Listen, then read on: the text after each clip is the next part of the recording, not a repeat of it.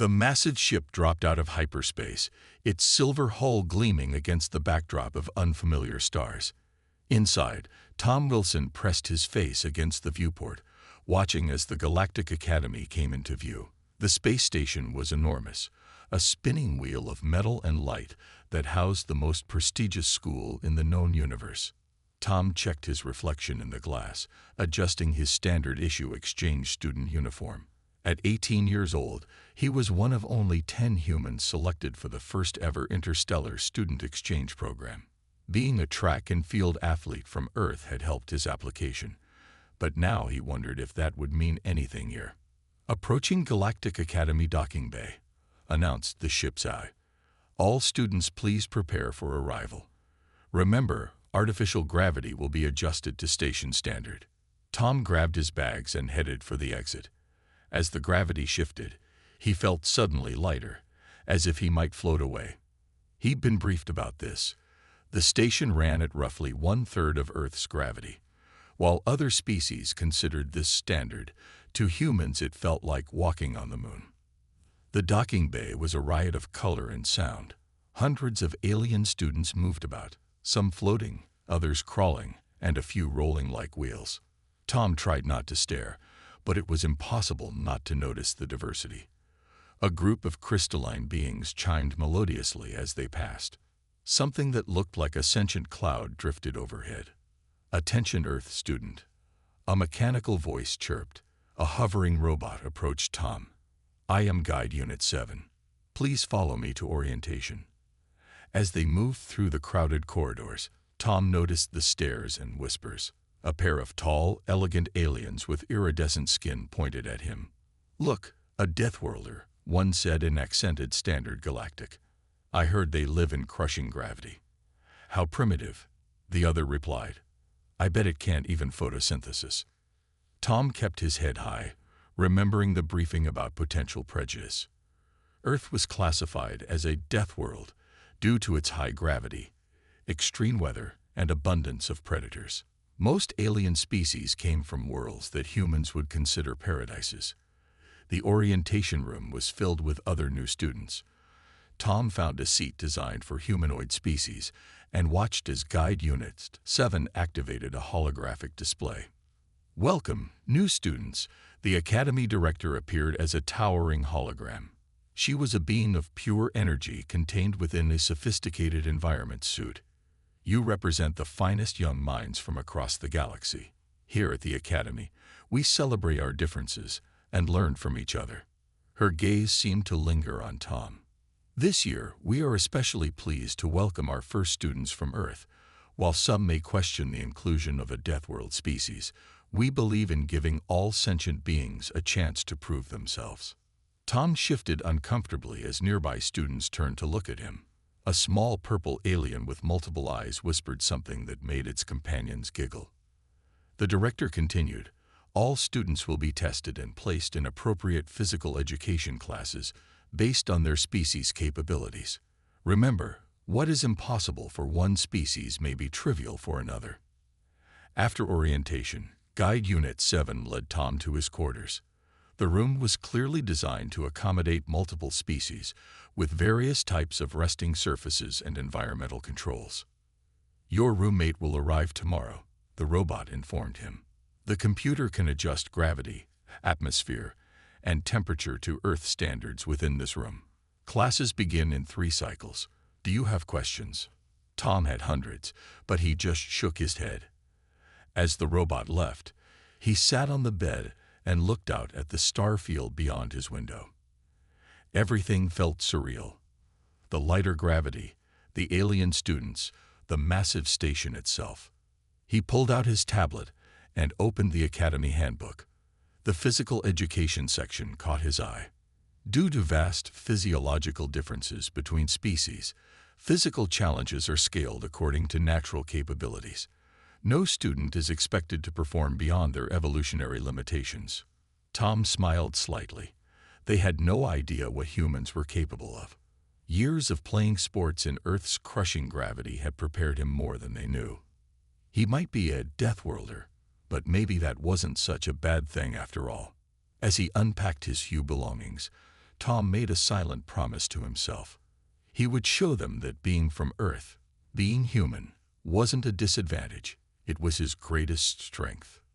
Little did he know, this promise would be tested sooner and more dramatically than he ever expected. 3 weeks into his stay at the Galactic Academy, Tom had gotten used to the lighter gravity. He still felt like he could bounce off the walls, but at least he wasn't accidentally jumping too high anymore.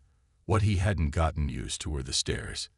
He was sitting in the main hall, eating his Earth-approved meal pack, when the Academy's screens lit up with a bright announcement. Attention all students. The annual physical aptitude test registration is now open. The hall erupted with excited chatter. Nearby, a group of gas-based aliens swirled in colorful patterns of excitement. "What's the big deal?" Tom asked a friendly blob-like alien named Dot, who had become one of his few acquaintances. Dot's translucent body rippled. "The physical aptitude test is the biggest event of the year. It proves which species are the most adaptable. No one from a low-grade planet has ever passed all 5 challenges." Before Tom could reply, a tall, muscular alien with metallic skin walked past their table. "Speaking of low-grade planets," he sneered, "I hope you're not thinking of entering Deathworlder. We wouldn't want you to hurt yourself." The alien, named Rex, was the top athlete in the Academy. His species evolved on a low-gravity planet with perfect weather and no predators, allowing them to develop incredible speed and agility in their ideal conditions. "Actually," Tom stood up, surprising himself, "I am going to enter." The hall went quiet. Rex laughed, a sound like grinding metal. "Really? Let me explain the challenges since you're new here. First, there's the zero-gravity maze. No clumsy high-gravity species has ever completed it without getting sick." He counted on his gleaming fingers. "Then there's the underwater challenge in our heavy mineral pools. The sonic wave course, which would probably shake your primitive bones apart. The temperature endurance test, ranging from near absolute zero to plasma hot. And finally," he grinned, "the gravity well." "What's the gravity well?" Tom asked, trying to keep his voice steady. "It simulates different gravity levels while you navigate obstacles. Most species can't even move in its highest setting." Rex leaned closer. "Which, funny enough, is about the same as your primitive planet's gravity." Tom's heart raced with excitement rather than fear. Everything Rex listed as impossible sounded like Earth. The gravity, the temperature swings, the harsh conditions, these were normal back home. "Sign me up," Tom said firmly. The hall buzzed with shocked whispers. Just then, another human walked up to their table. Tom recognized her from orientation. Kate, the other exchange student in his year. "Sign me up too," she said, crossing her arms. Rex's metallic face showed confusion. "Your funeral," he shrugged, and walked away. Later that day, Tom and Kate met in one of the training rooms. They had set the gravity to Earth normal to plan their strategy. "They think these challenges are impossible because they've never had to adapt like we have," Kate said, doing easy pull-ups in what the Academy considered crushing gravity. "Earth has prepared us for this." Tom nodded.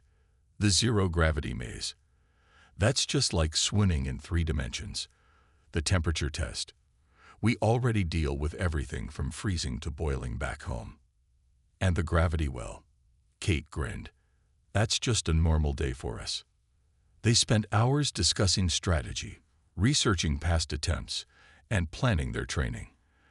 As they worked, a small crowd of curious aliens gathered at the observation window, watching in amazement as the humans exercised in dangerous gravity levels. Among the observers was an instructor named Blue, a tall, wise alien who had taught physical education at the Academy for decades. Unlike the others, he watched the humans with growing interest rather than scorn. That evening, as Tom returned to his room, he found a message waiting. "I've watched thousands of students attempt the physical aptitude test. None from a low-grade planet have succeeded, but perhaps that's because we've been measuring things wrong. Meet me in training room 7 tomorrow before dawn. Bring your fellow human." Instructor Blue. Tom smiled as he read the message. The aliens thought being from Earth was a weakness. Soon they would learn that what made Earth a death world had also made humans the ultimate survivors. The real challenge was about to begin. Tom and Kate arrived at Training Room 7 well before the station's artificial dawn. Instructor Blue was already there, his tall, blue-skinned form glowing softly in the dim light. "Good morning, humans," Blue said, his voice surprisingly gentle for his size. "I've been studying Earth's environmental conditions. Most species here consider your planet impossible to survive on.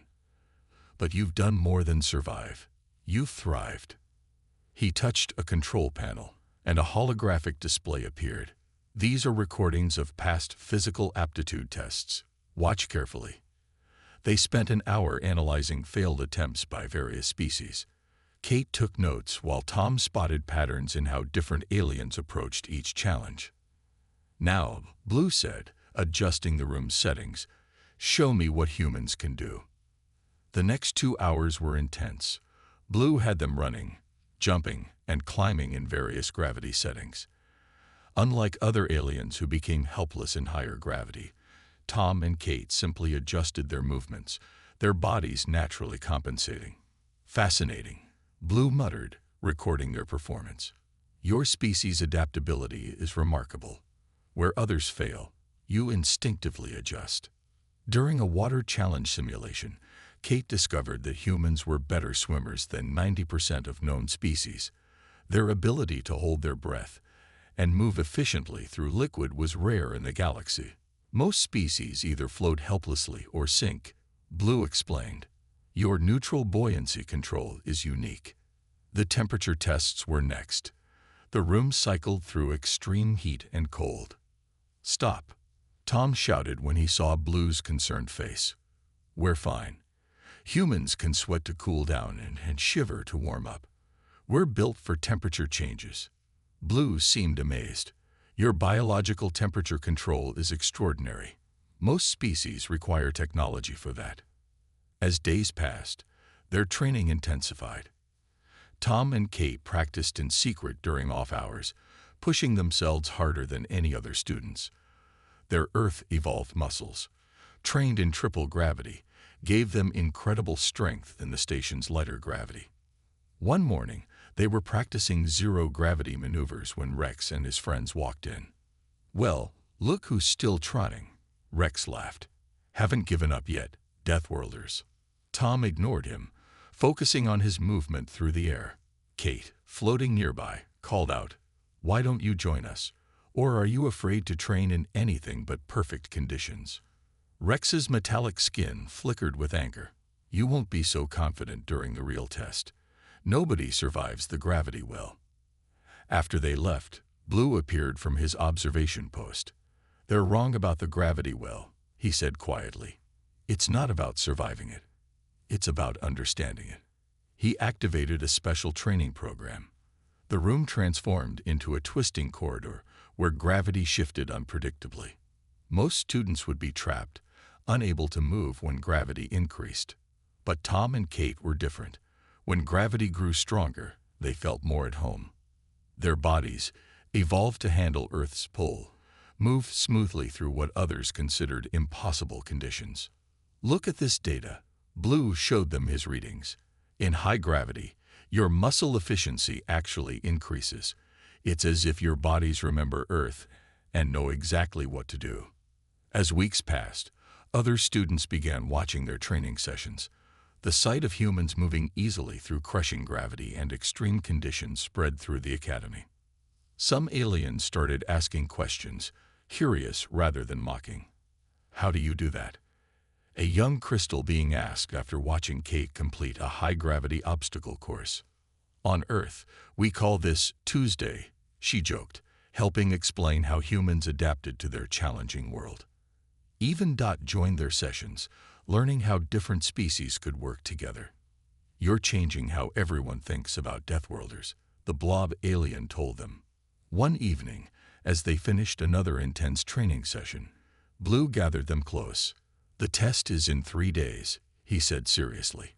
You've trained harder than any students I've ever seen. But remember, what others call impossible, you call home. That's your strength."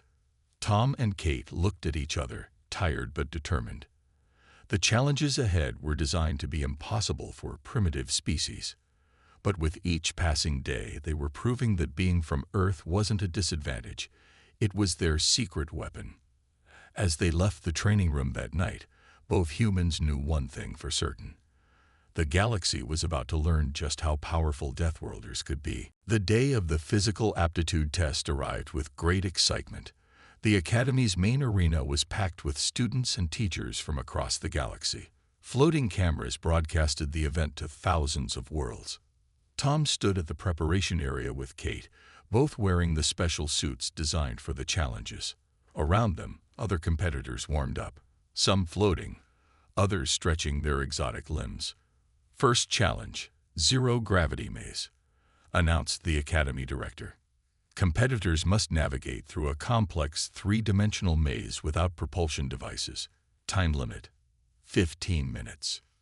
Rex stepped forward first, his metallic body gleaming. He moved gracefully through the maze, his species' natural ability in low gravity giving him an advantage. He finished in 12 minutes, setting a tough time to beat. When it was Tom's turn, he heard whispers from the crowd. "Watch the Deathworlder crash into walls. They can barely walk in low gravity." Tom took a deep breath and entered the maze. The moment gravity disappeared, he smiled. All those hours practicing swimming in 3 dimensions paid off. He moved through the space like an underwater obstacle course, using gentle pushes and pulls just as he would in a pool. The crowd grew quiet as they watched him glide smoothly through the maze. He finished in 10 minutes. Kate went next, completing it even faster at 9 minutes. The audience erupted in confused chatter. How could Deathworlders be so good at zero gravity? Second challenge, Underwater Maze. The director announced. Competitors must navigate through mineral-heavy liquid without breathing equipment. Time limit, 5 minutes. This challenge worried many competitors. The liquid was 3 times denser than water, making movement difficult. Several aliens had to be rescued when they couldn't handle the pressure. Rex struggled, barely finishing in 4 minutes. He emerged gasping, his metallic skin dulled by the experience. Tom dove in confidently. The dense liquid felt strange, but not impossible. Earth's oceans had prepared him for this. He cut through the liquid using efficient swimming strokes, his human lungs capable of holding breath far longer than most species. He finished in 3 minutes, climbing out easily. Kate matched his time, both of them breathing normally while other competitors wheezed and struggled. "Impossible," someone shouted from the crowd. "They must be using technology." The judges scanned them thoroughly, finding nothing but natural human abilities. During the break before the next challenges, Instructor Blue approached them. "You're proving everything I suspected about humans," he said proudly. "Your species' adaptations are remarkable. Most aliens specialize in specific conditions, but humans, you adapt to everything." Rex stormed over, his metallic face twisted with anger. "This isn't over, Deathworlders. The next challenges will break you. Nobody survives the temperature trials." Tom noticed something interesting. Not everyone was supporting Rex anymore. Many students watched them with genuine curiosity rather than scorn. A group of younger aliens even asked for training tips. Dot bounced over excitedly. "You're changing everything. Nobody thought a Deathworld species could do this well. You're showing us that being different isn't being inferior." As they prepared for the next challenges, Kate turned to Tom. "We're halfway there. Ready for the hard part?" Tom nodded, watching the judges set up the temperature chamber. "You know what's funny? They keep calling these challenges impossible, but compared to Earth, this is just another day," Kate finished, grinning. The arena buzzed with anticipation. The easy challenges were over. Now came the true tests, the ones that had broken even the strongest competitors. Up in the observation deck, the Academy director watched the humans with growing interest. In all her years, she had never seen anything like this. These Deathworlders weren't just surviving the challenges. They were excelling at them. As the warning bell rang for the next trial, Tom and Kate stood ready. The crowd might still doubt them, but they knew the truth. Every challenge ahead was based on conditions that Earth had already thrown at humans for thousands of years. The real test was about to begin, and humanity's greatest strengths were yet to be revealed. Third challenge: temperature endurance. The director's voice echoed through the arena. Competitors must complete tasks while experiencing extreme temperature changes. Warning: this challenge has a 70% dropout rate. Tom and Kate stood before the temperature chamber, a clear cube that could shift from freezing cold to burning hot in seconds.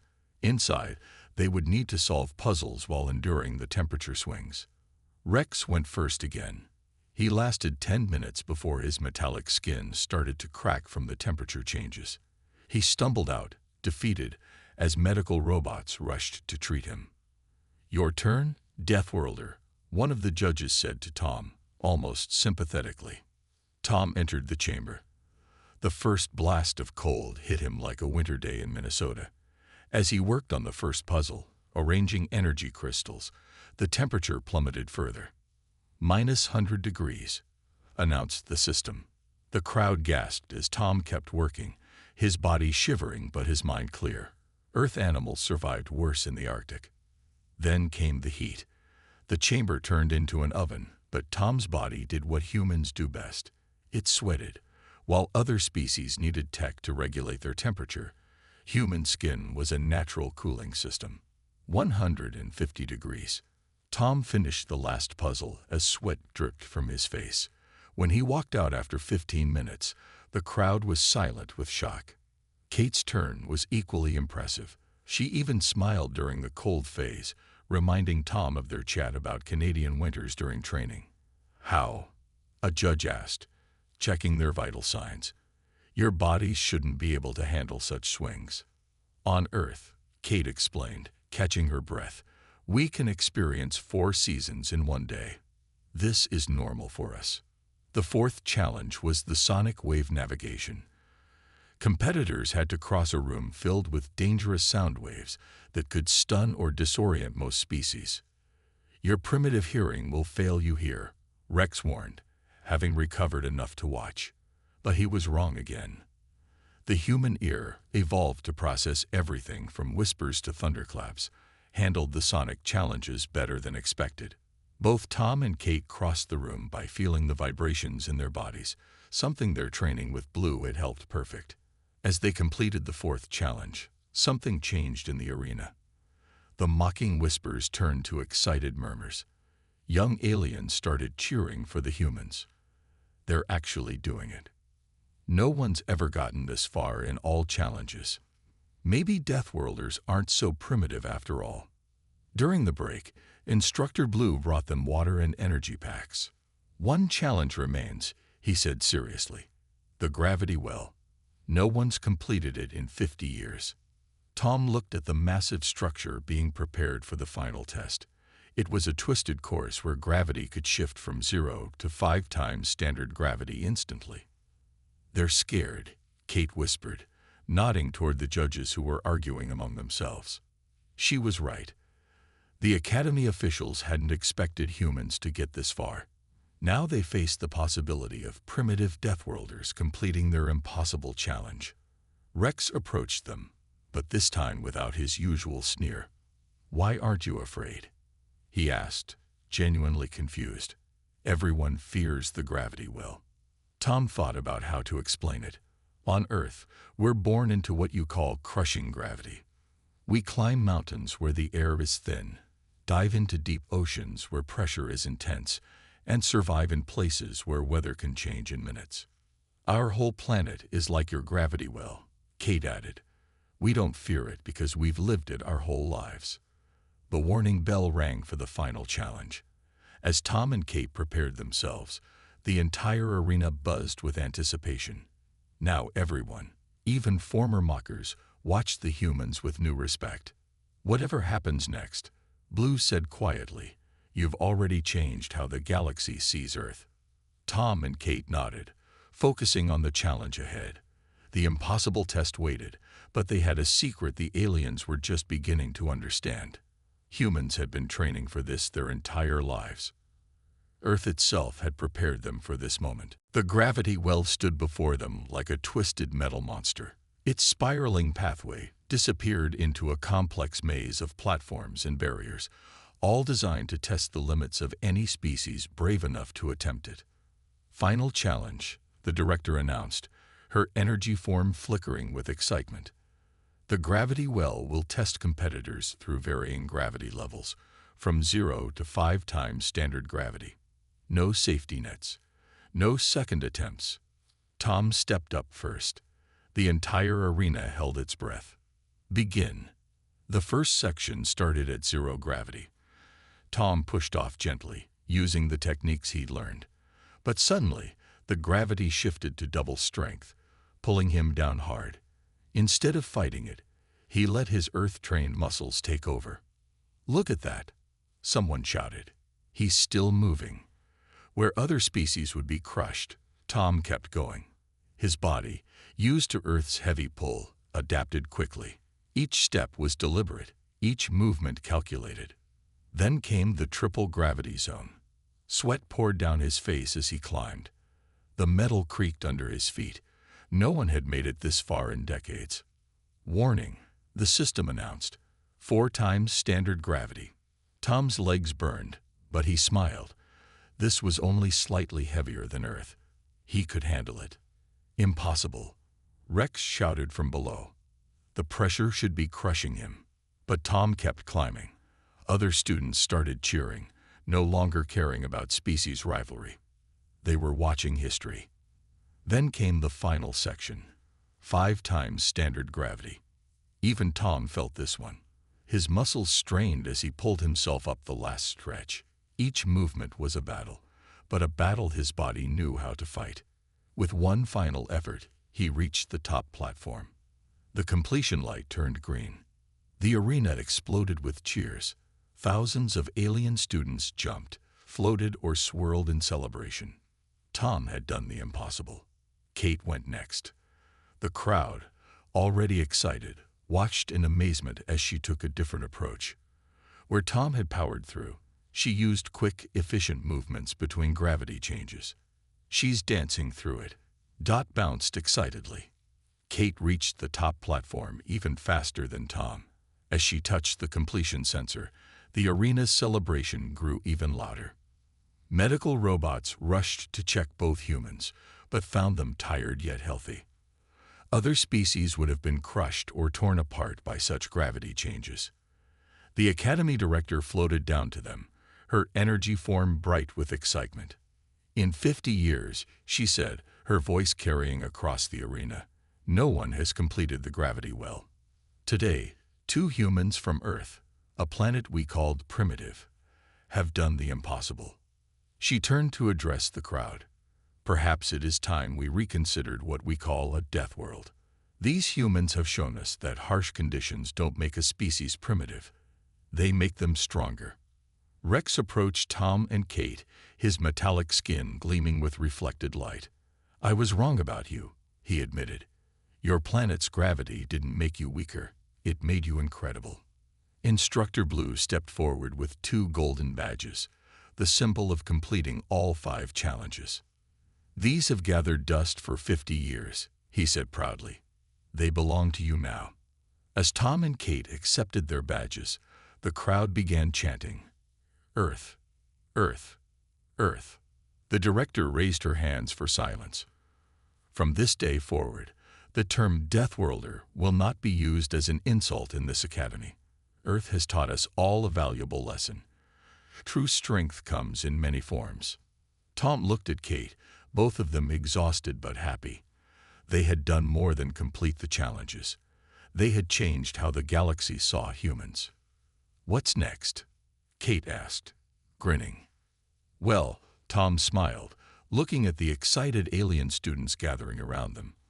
"I think we just made gym class a lot more interesting for everyone." Above them, the academy screens displayed their completion times and vital signs. proving to the galaxy that humans weren't just surviving anymore. They were excelling. The impossible challenge had been conquered, not by the strongest or most advanced species, but by the ones who had learned to adapt to anything their world threw at them. Earth's gravity had finally become humanity's greatest gift to the stars. 3 months after the legendary physical aptitude test, the Galactic Academy had changed.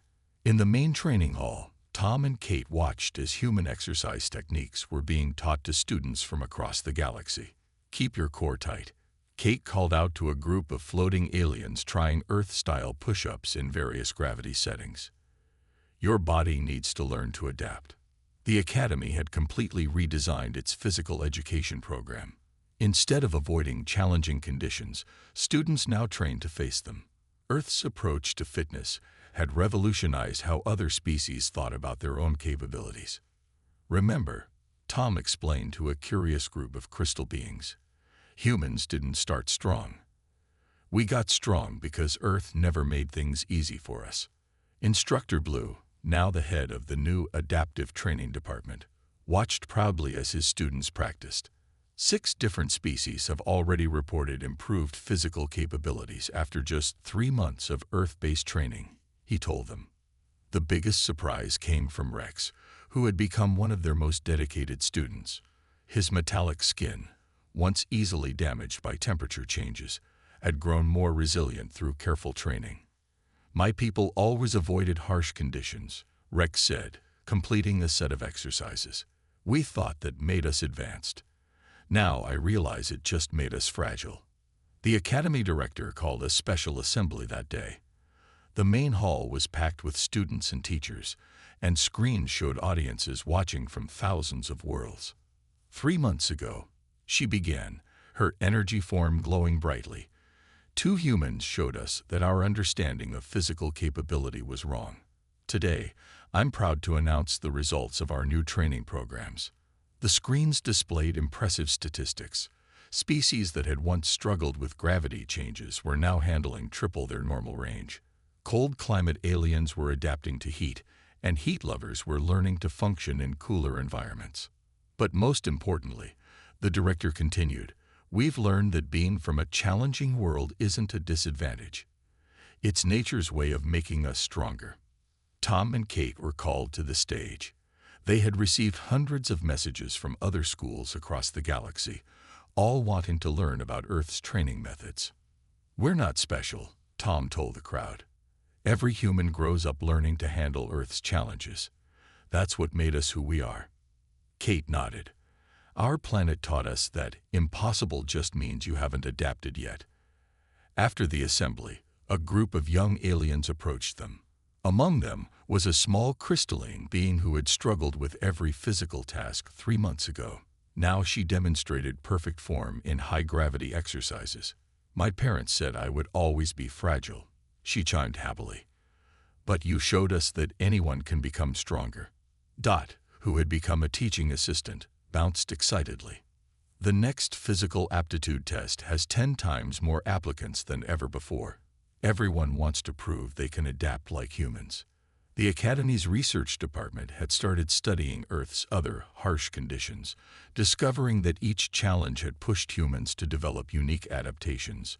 What they once saw as primitive survival mechanisms, they now recognized as evolutionary masterpieces. That evening, Tom and Kate stood at their favorite viewport, watching distant stars. "Did you ever think we'd end up as teachers?" Tom asked, chuckling. "More like ambassadors," Kate replied. "We're not just teaching exercise, we're showing them a new way of thinking." A message flashed on their screens. Their training program was being adopted by 20 more academies across the galaxy.